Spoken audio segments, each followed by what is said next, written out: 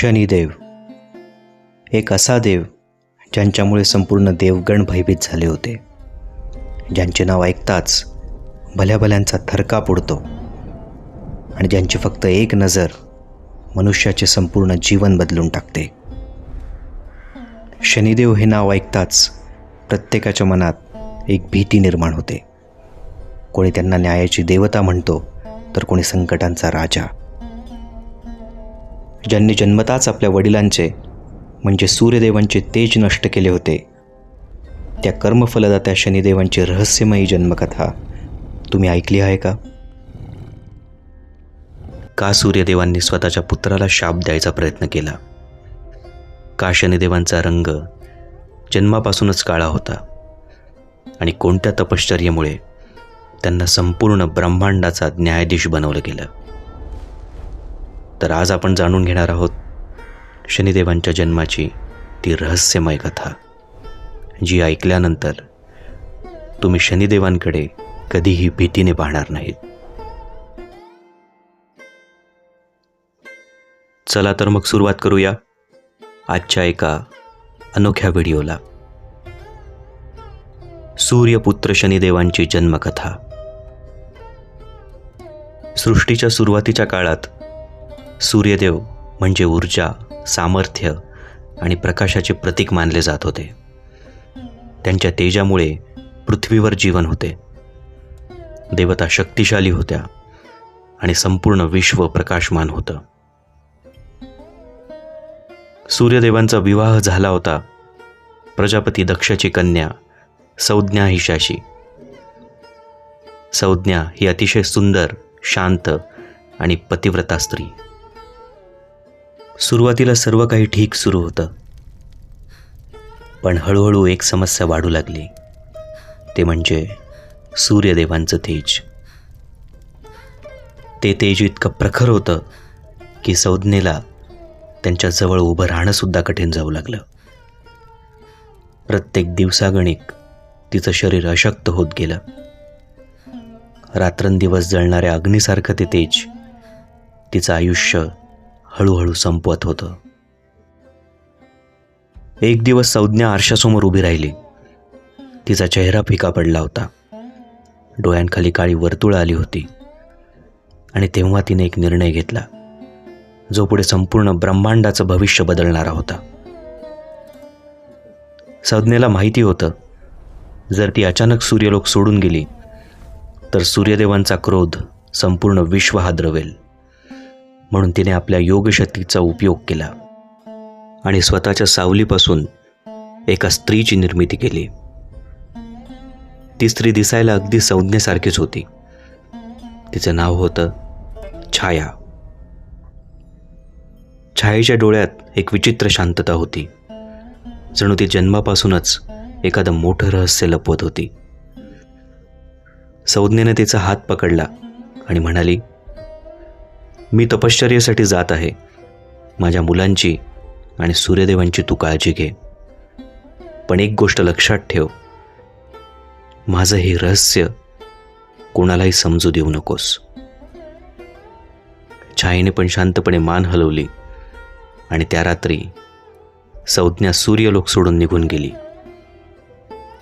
संज्ञेलाही याची कल्पना नव्हती की तिच्या या एका निर्णयामुळे जन्माला येणार होता एक असा पुत्र ज्याच्या न्यायापासून देवताही वाचू शकणार नव्हत्या.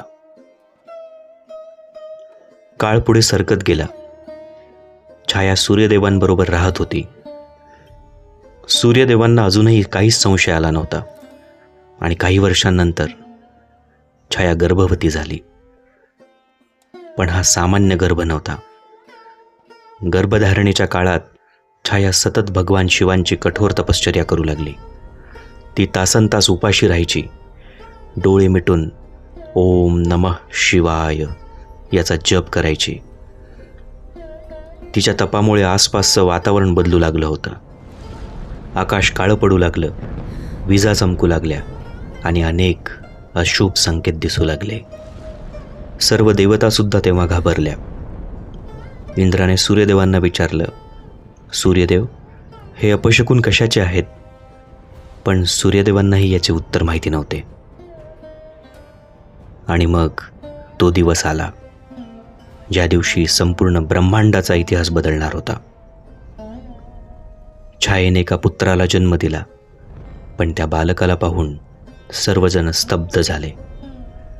त्याचा वर्ण अत्यंत काळा होता, डोळे खोल आणि भयंकर तेजस्वी होते. जणू त्याच्या नजरेत संपूर्ण विश्वाचं रहस्य दडलं होतं. तो जन्मताच रडला नाही, तो फक्त शांतपणे आजूबाजूला पाहत राहिला.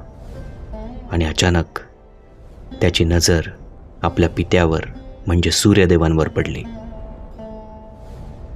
त्या बालकाची नजर सूर्यदेवांवर पडताच क्षणात सूर्यदेवांचं तेज कमी होऊ लागलं. त्यांचा चेहरा काळवंडू लागला. हे पाहून संपूर्ण सूर्यलोक हादरले आणि सूर्यदेव संतापाने ओरडले, हा बालक अशुभ आहे. त्यांच्या मनात प्रचंड राग निर्माण झाला होता, कारण जन्मताच त्या मुलाने आपल्या पित्यावर म्हणजे सूर्यदेवांच्या शक्तीवर परिणाम केला होता. सूर्यदेवांनी रागाच्या भरात छायेला अपमानित केलं. तेव्हा प्रथमच छाया देखील क्रोधित झाली आणि तिने सांगितलं, हा पुत्र अशुभ नाही, तो महान तपश्चर्याचं फल आहे. पण सूर्यदेवांनी तिच्यावर विश्वास ठेवला नाही आणि त्याच क्षणी छायेच्या तोंडून सत्य बाहेर पडलं. ती ओरडली, मी संज्ञा नाहीये, मी तिची सावली आहे. हे ऐकताच सूर्यदेव स्तब्ध झाले. संपूर्ण सत्य सर्वांसमोर आलं. संज्ञा त्यांना सोडून गेली होती आणि इतके वर्षे ते संज्ञेसोबत नाही तर तिच्या सावलीसोबत म्हणजे छायेसोबत राहत होते. ही सर्व परिस्थिती पाहून देवतांमध्ये भयाचं वातावरण निर्माण झालं होतं. सर्व देव मग भगवान शिवांकडे गेले. तेव्हा कैलास पर्वतावरून भगवान शिव प्रकट झाले. त्यांच्या डोळ्यात शांतता होती, पण आवाजात संपूर्ण सृष्टीची ताकद होती. भगवान शिव म्हणाले, हा बालक सामान्य नाही, याचा जन्म हा न्यायासाठी झाला आहे. आजपासून हा संपूर्ण विश्वाचा कर्मफलदाता असेल. जो जसं कर्म करेल त्याला तसंच फळही मिळेल. आणि त्या क्षणी संपूर्ण ब्रह्मांडात एक शक्ती निर्माण झाली. तो बालक पुढे ओळखला गेला, शनैश्चर, शनिदेव, न्यायाचा देव. शनिदेव कधीही विनाकारण कोणाला त्रास देत नाहीत. ते फक्त आपल्या कर्मांचं फळ देत असतात. म्हणूनच पुराणांमध्ये सांगितलं आहे, वाईट कर्म करणारा माणूस हा शनिदेवांना घाबरतो, पण सत्य आणि मेहनतीने जगणाऱ्यांवर शनिदेव सदैव कृपा करतात. देव असो किंवा मानव, शनिदेवांच्या न्यायापासून कोणीही वाचू शकत नाही. ज्याच्यावर शनिदेवांची कृपा होते त्याचं जीवन राजासारखं होतं, आणि जो अधर्म करतो त्याला शनिदेव कठोर शिक्षा देतात. शनिदेव म्हणजे फक्त संकट नाही, तर योग्य मार्गावर चालण्याची शिकवण आहे. सत्य, मेहनत, प्रामाणिकपणा आणि संयम हीच शनिदेवांची खरी पूजा आहे. जो दुसऱ्यांना त्रास देत नाही, गरिबांना मदत करतो आणि चांगले कर्म करतो, त्याच्यावर शनिदेव सदैव प्रसन्न राहतात. नीलांजनसमाभासं रविपुत्रं यमाग्रजं छायामार्तण्डसम्भूतं तं नमामि शनैश्चरम्. तर मित्रांनो, शनिदेवांच्या जन्माची ही रहस्यमय कथा इथेच समाप्त होत आहे. सर्वांना शनैश्चर जयंतीच्या हार्दिक शुभेच्छा. लवकरच भेटूया एका नवीन व्हिडिओसह. तोपर्यंत श्री गुरुदेव दत्त.